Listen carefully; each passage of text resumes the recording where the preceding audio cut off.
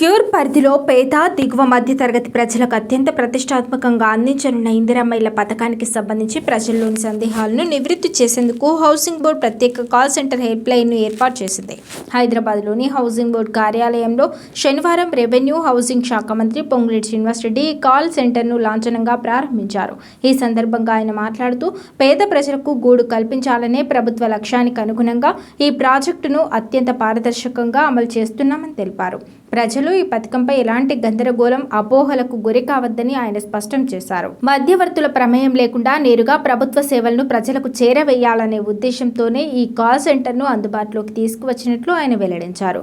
ఈ పథకానికి సంబంధించి దరఖాస్తు విధానం, అర్హతలు, అవసరమైన పత్రాలు, చెల్లింపుల ప్రక్రియ, ఇళ్ల కేటాయింపులపై పూర్తి అధికారిక సమాచారం కోసం ప్రజలు 04024603572 నెంబర్ను సంప్రదించవచ్చునని చెప్పారు. ప్రజలు మధ్యవర్తులను నమ్మకుండా నేరుగా ఈ కాల్ సెంటర్కు ఫోన్ చేయాలని మంత్రి కోరారు. ప్రతిరోజు ఉదయం 9 గంటల నుంచి సాయంత్రం 6 గంటల మధ్య ఫోన్ చేసి సందేహాలను నివృత్తి చేసుకోవచ్చునని చెప్పారు.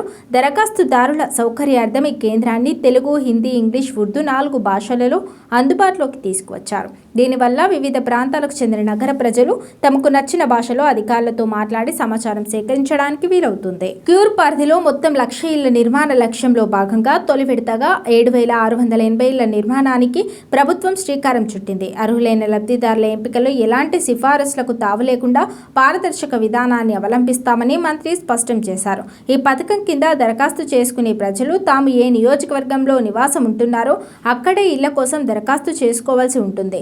ఒక కుటుంబం నుంచి కేవలం ఒక దరఖాస్తు మాత్రమే స్వీకరించబడుతుంది. నిబంధనల ప్రకారం అర్హత ఉన్న ప్రతి కుటుంబానికి ఖచ్చితంగా ఒక ప్లాట్ మాత్రమే కేటాయిస్తారు.